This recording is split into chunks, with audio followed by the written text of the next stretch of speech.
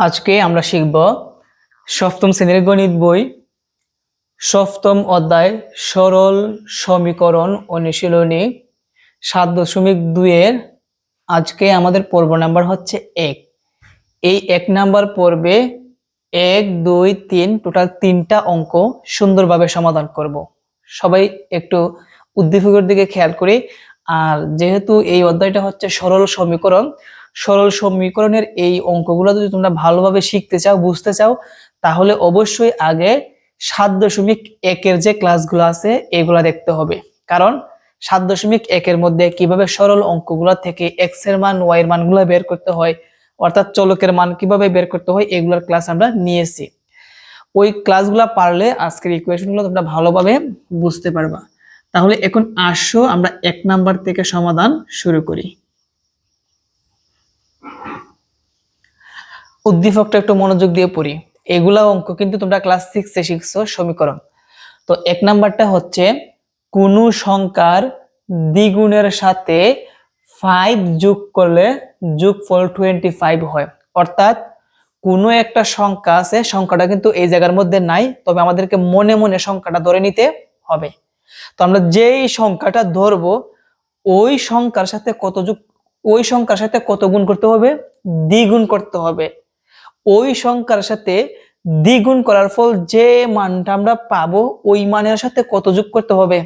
5 যোগ করতে হবে। তো দ্বিগুণ এবং 5 এই দুইটা যোগ করলে দুইটার যোগফল সমান কত হয়? 25 হয়। তাহলে আসো আমরা সর্বপ্রথম আগে সমীকরণ বানাতে হবে, তারপর আমাদের সংখ্যাটি বের করতে হবে। যেহেতু এখানে বলা আছে যে কোন সংখ্যা দ্বিগুণের সাথে, এই জায়গার মধ্যে কিন্তু কোন সংখ্যাটা দেওয়া নাই। যেহেতু দেওয়া নাই, সর্বপ্রথম আমাদের কাজ হচ্ছে ওই সংখ্যাটা মনে মনে ধরে নিতে হবে। কেন মনে মনে ধরে নিতে হবে? এখানে কিন্তু উল্লেখ আছে যে কোন সংখ্যার দ্বিগুণের সাথে, তো কোন সংখ্যার যে আমরা দ্বিগুণ করব সংখ্যাটা কোনটা নাই, সেজন্য আমরা মনে করি সংখ্যাটিকে আমরা কি ধরবো? এক্স ধরবো। মনে করি সংখ্যাটি সমান এক্স। যেহেতু সংখ্যাটিকে আমরা এক্স ধরছি, তার মানে এই এক্স এর কয় গুণ? দ্বিগুণ। তাহলে আমরা বলতে পারি অতএব সংখ্যাটির দ্বিগুণ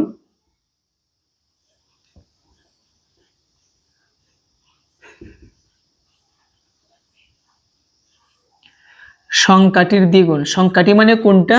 এক্স। এক্স এর সাথে যদি আমরা দ্বিগুণ গুণ করি, মানে 2 গুণ করি, তাহলে কি হবে? 2x হবে। কি হবে? 2x হবে।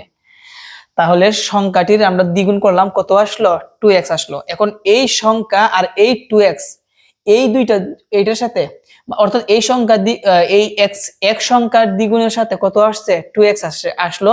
এই 2x এর সাথে কত যোগ করলে? 5 যোগ করলে সমান কত আসবে? 25 আসবে। সেজন্য আমরা লিখবো প্রশ্ন মতে, কি লিখবো? প্রশ্ন মতে দ্বিগুণের সাথে, দ্বিগুণ মানে কত? 2x।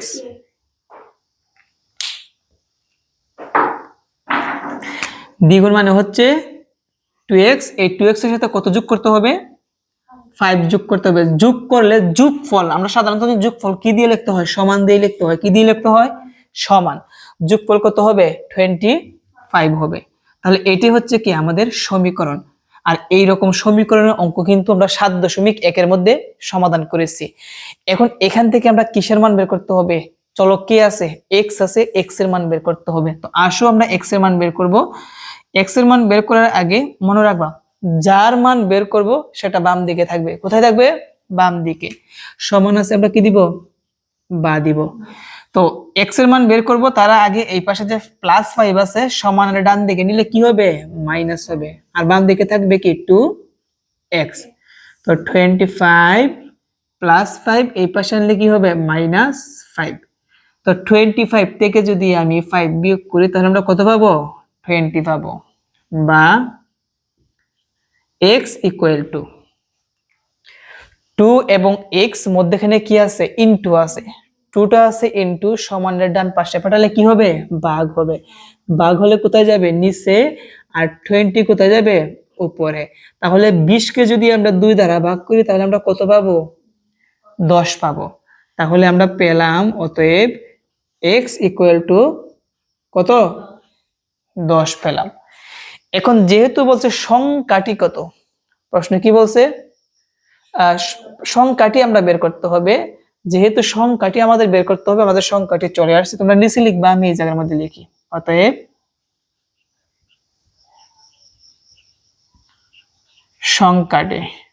সংখ্যাটি আমরা কত পেলাম 10। এটা হচ্ছে কি আমাদের নির্ণয় অ্যান্সার। প্রিয় শিক্ষার্থীরা, আশা করি তোমরা এখানে 1 নাম্বার প্রশ্নের সমাধানটি তোমরা সুন্দরভাবে বুঝতে পেরেছো। তো 1 নাম্বার যদি তোমরা ভালোভাবে বুঝে থাকো, আসো আমরা পরবর্তী অঙ্কটা এখন আমরা সমাধান করি। এখন আমরা সমাধান করব হচ্ছে 2 নাম্বারটা। দেখো 2 নাম্বারটা আরো সহজ। 2 নাম্বারটা হচ্ছে কোন সংখ্যা থেকে 27 বিয়োগ করলে বিয়োগফল -21 হবে।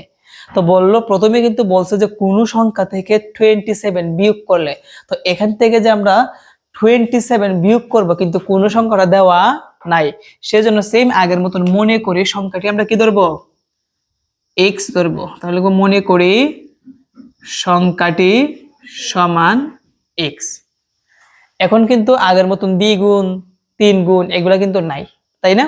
এখন আমরা ডাইরেক্ট লিখে দিব প্রশ্ন মতে। কি লিখবো প্রশ্ন মতে। দেখো তো প্রশ্ন মতে আমাদের কি লিখতে হবে, কোন সংখ্যা থেকে 27 বিয়োগ করতে হবে। আমরা কোন সংখ্যাকে আমরা কি ধরছি x ধরছি, তাহলে ওই x থেকে কত বিয়োগ করতে হবে 27 বিয়োগ করতে হবে।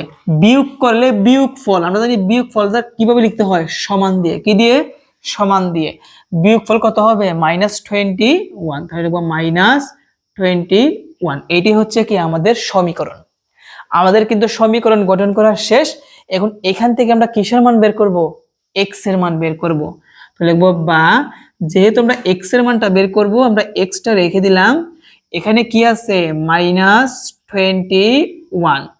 এখন কাজ কি, এখন আমাদের কাজটা হচ্ছে সমানের বাম দিকে -27 আছে মাইনাস আকারে, আমরা যদি ডান দিকে নিয়ে আসি তাহলে কি হবে প্লাস হবে।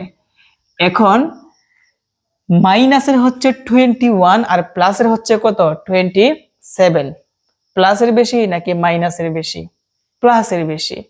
যদি মাইনাসের বেশি থাকতো এখানে মাইনাসের চিহ্নটা দেওয়া লাগতো, যেহেতু মাইনাসের বেশি না, মাইনাস চিহ্ন দেওয়া লাগবে না।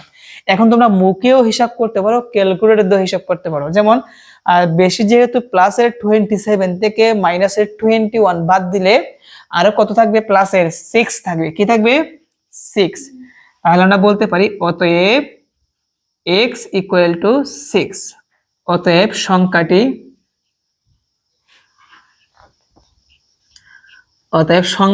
6। এটা হচ্ছে কি আমাদের অ্যান্সার। আশা করি এখান থেকে 2 নাম্বার প্রশ্নের সমাধানটি তোমরা ভালোভাবে বুঝতে পেরেছো। আচ্ছা ওকে, তাহলে এটা হচ্ছে আমাদের অ্যান্সার।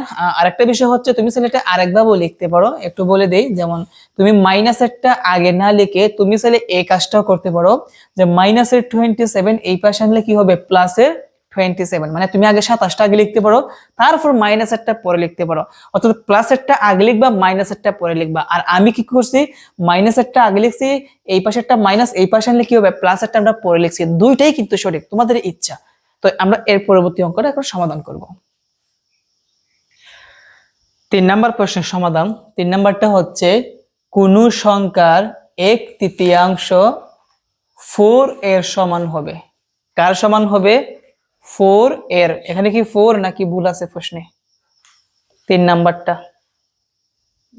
আচ্ছা, তাহলে বলছে যে কোন সংখ্যার 1/3, মানে এখানে এমন একটা সংখ্যা আছে এর কত অংশ 1/3, কিন্তু এই জায়গার মধ্যে সংখ্যাটা নাই, সেজন্য আমরা মনে মনে লিখবো মনে করি সংখ্যাটি x।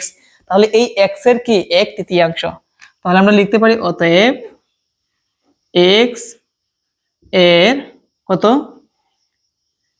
1/3। আচ্ছা, তৃতীয়াংশ কতটার মানে কি x/3। কি হবে x/3। আমি আবার বলি, এখানে বলছে যে কোন সংখ্যার 1/3, এই কথাটার মানে হচ্ছে যে সংখ্যাটা আমরা ধরবো, সংখ্যাটা আমরা কি ধরছি x। তাহলে x এর 1/3, x এর 1/3 মানে কি x/3। বুঝতে পারছি? যদি বলতো দ্বিতীয়াংশ, তাহলে আমাদের কি হতো, x/2 হতো। প্রশ্ন মতে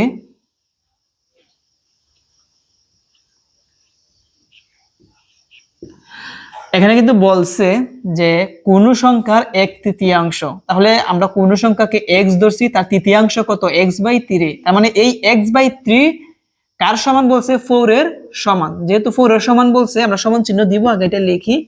এই x/3 কার সমান, 4 এর সমান, তো আমরা সমান দিয়ে 4 দিলাম। বুঝতে পারছি বিষয়টা? ওকে, তাহলে এখানে আমরা x এর মান বের করতে হবে। এই 4 এর নিচে আমরা জানি কত আছে, 1 আছে। তাহলে কোনাকুনি কি করতে হবে, আর গুণন। x এ আর 1 এ গুণ করলে x এ কে x হবে, আর 3 4 কত হবে, সমান 12 হবে। কত হবে, 12। তাহলে আমরা পেলাম, অতএব x ইকুয়াল টু কত পেলাম, 12। এটি হচ্ছে আমাদের অ্যান্সার, মানে সংখ্যাটি। অতএব সংখ্যাটি 12 অ্যান্সার। আশা করি এই প্রশ্নের সমাধানটি তোমরা ভালোভাবে বুঝতে পেরেছো। এখানে উল্লেখ করে কিন্তু দেওয়া আছে যে কোন সংখ্যার 1/3। কোন সংখ্যাকে আমরা x ধরছি, তাহলে x এর 1/3 মানে কি, x/3 হবে। আর যেহেতু বলছে তৃতীয়াংশ 4 এর সমান, তাহলে x/3 হবে 4 এর সমান। তো আমরা এইটা লিখে সমান দিয়ে দিব কি, 4। তারপর কোনাকুনি আর গুণন করে দাও, তাহলে তোমরা কিন্তু অঙ্কটা সলভ হয়ে যাবে। আজকের ক্লাসে এই পর্যন্তই। আমরা নেক্সট পর্বে পর্ব 2 নিয়ে আসবো। এখানে আমরা অঙ্ক নাম্বার 4 থেকে শুরু করব।